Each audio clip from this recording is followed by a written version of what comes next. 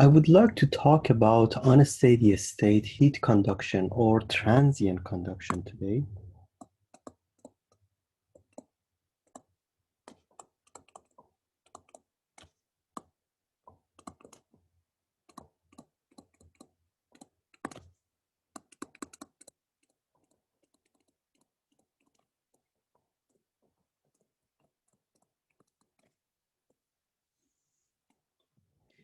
When an object is in equilibrium with its surrounding and there is a change in the environment in terms of temperature, there's going to be some time for this object to reach to a new equilibrium condition with the environment, and that time or transition is the topic of interest here. So at the steady state condition, steady state conduction, still we have temperature gradient, delta T exists, it's greater than 0. However, system is not a function of time.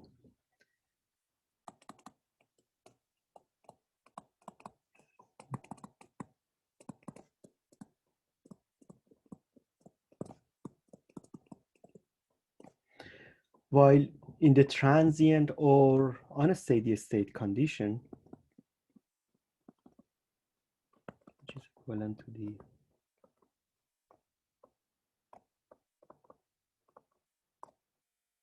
the steady state condition, USS, temperature distribution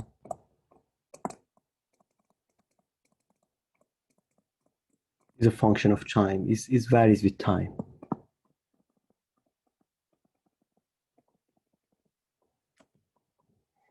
And this analysis of transient heat transfer or heat conduction is very important in many processes in everyday life and in industry. Examples of that some of the examples that you are familiar with, let's say baking pizza. That's an unsteady state conditions. You put the pizza, it's just starting to heat up and the temperature is varying till reaching to a certain degree. Shut down and start off of any equipment actually.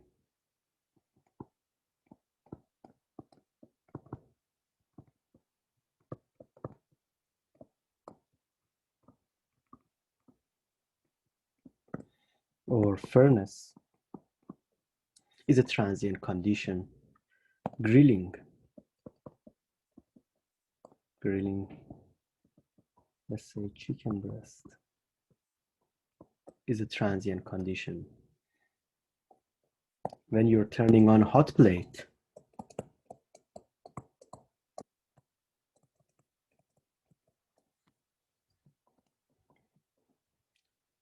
bullets production, that requires the cooling or heating of the materials or metals that we have. Crystallization is another example. So there are long list of examples that we are dealing with the transient heat conduction. And we are going to look at a few simple one here. The first system that I'm going to look is called lumped heat capacity system.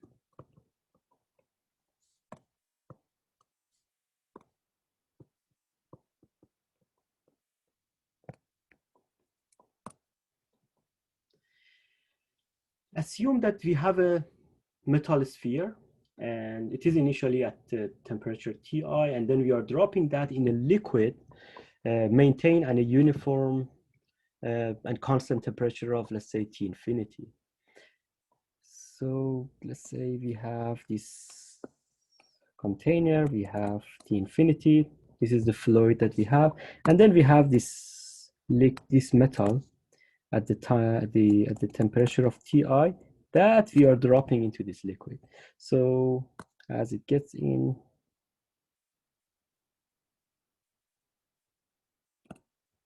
the ratio is not proportionate here. So initially it is at the Ti. We are dropping that into this liquid system at T infinity. And the temperature distribution is going to be function of time. So temperature is going to start from Ti till it reach to T infinity. So we have a cooling process, cooling of this metal sphere. If I assume the radius of this sphere is R, I can plot the temperature profiles of this sphere. Let's say this is temperature, this is radius R, that's the radius of sphere, and this is 0.0. So I'm plotting the temperature profile from 0.0 to point R at the outside of the sphere. Now initially everything is at Ti. So temperature profile, this is Ti, and this happens at T0. Now as the time goes by, the temperature start to dropping down. Now the drop of temperature at the surface of this sphere is gonna more than the center. So initially the surface drops, and then as the heat is just getting out, the flux just penetrates, and then we reach to the center, and then the temperature at the center will start dropping down. So initially what happens, we have a slight reduction at the surface, and then we have this heat flux, and everywhere as Ti, as times goes by, we have a more and more severe conditions here, like more temperature is changing. And to be more accurate, actually we have a larger flux here.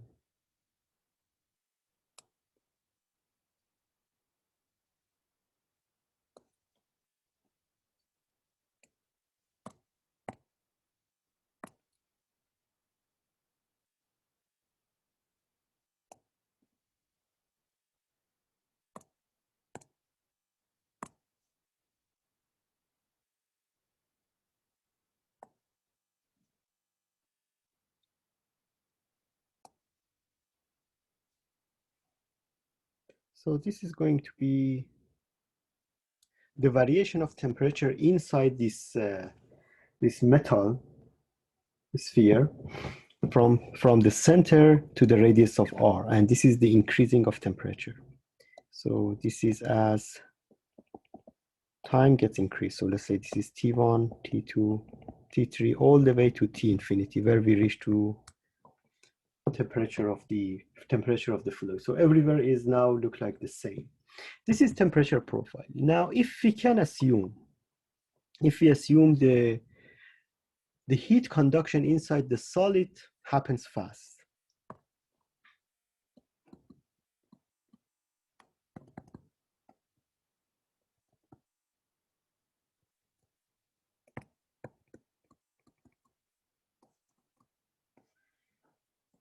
Inside this sphere happens very fast. Let's say, for example, we have a very large conductivity for this metal. If it happens very fast, such that the temperature is uniform, but especially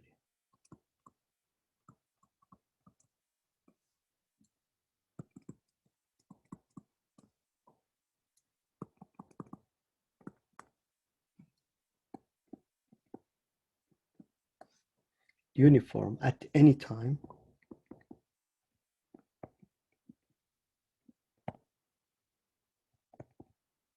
during the transient process.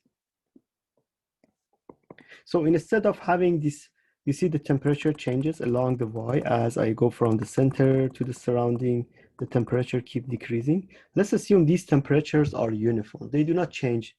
They do not change along the R. They are just depending on the temperature and dropping on the temperature. Then what we can have, or what we can plot instead, is this is temperature R. Let's say this is R. Initially it is at Ti, and now based on the assumptions that we have, the temperature is dropping, but it's uniform along till we reach to T infinity.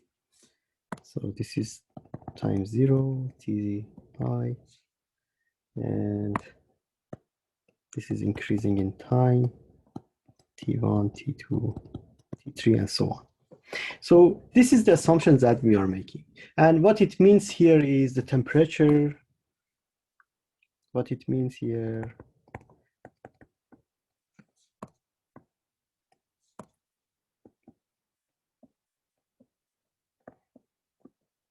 the temperature gradient inside the solid is 0, let's call it negligible. For example, dt dx, dt dy, dt dz is almost 0 in the solid that we have.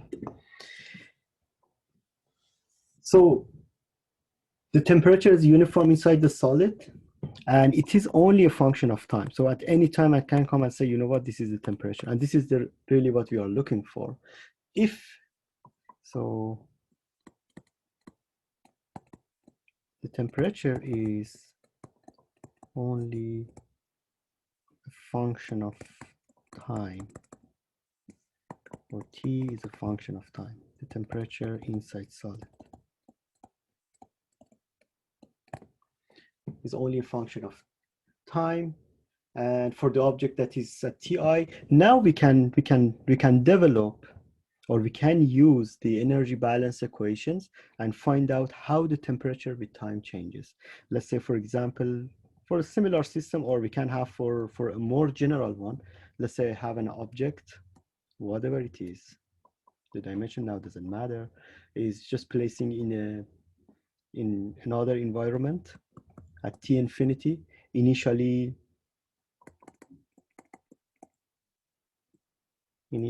T is Ti,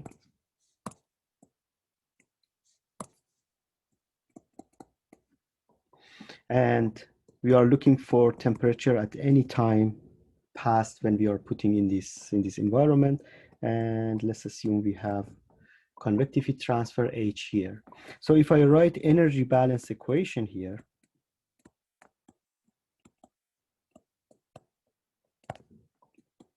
in minus out plus generation equal to accumulation term. Now we have no generation here. There is nothing getting to this solid. So what we have is what is getting out by convection. If the surrounding fluid is hotter than the object that we are putting, or the solid, then we would have just in, which is again convection. So we're going to have minus HAS. This is the solid surface. Temperature at any time, if I want to look at it, temperature is going to be a function of time, minus T infinity, going to be rho V Cp dt dt. Okay, so this AS is the solid surface area.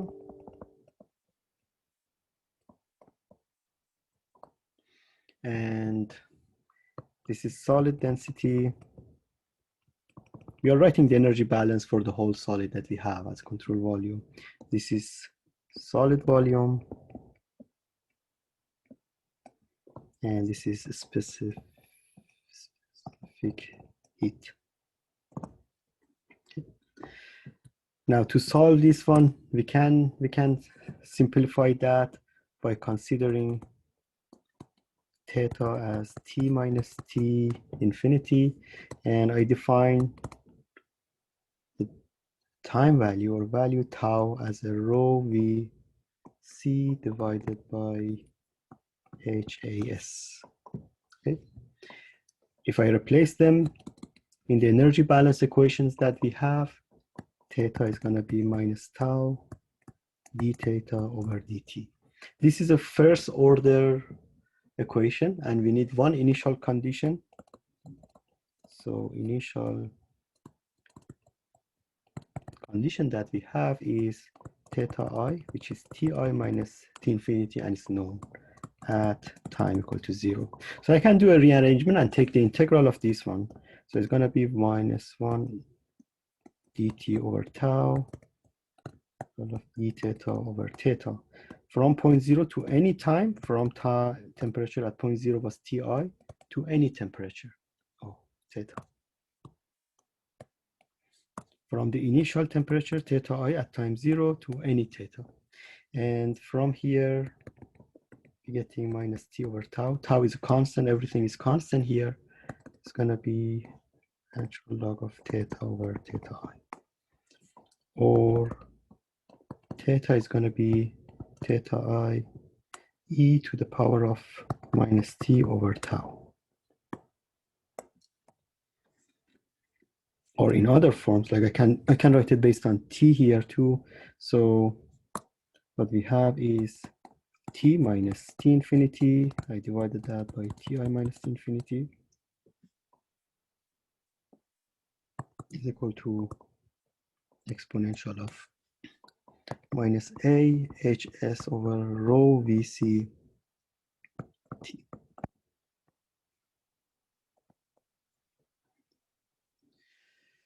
And this gives us the temperature at any time that we want. So this is the time dependent temperature that gives us temperature in the solid at any given time. That this approach that we assume, it comes based on the assumption that there is a negligible temperature gradient inside solid, is called lump capacitance model. So this is what we call lump capacitance model, and is based on, remember that, negligible temperature gradient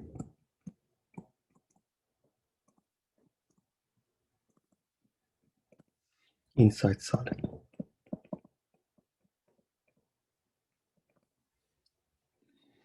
And remember that this is an idealized condition because existence of temperature gradient is necessary for heat flow within the body to take place at the first place. So remember that here we would have had this temperature gradient, this slope, the non-zero slope here, the non-zero slope. This temperature gradient is necessary for heat conduction. So this is really an idealized condition that you're assuming. And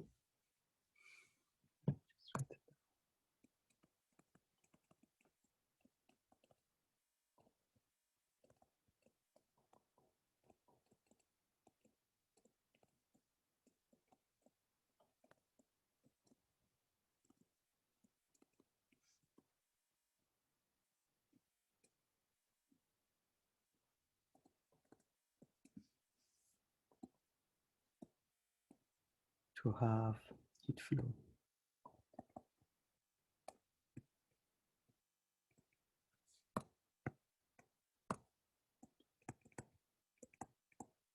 Within the body or the solid that you are dealing with. And without having a heat flow within the solid, the temperature is not supposed to change. So again, we are assuming that's so negligible, and it's generally suited for cases that we are dealing with the small objects with the large K. So this suited for cases we deal with small objects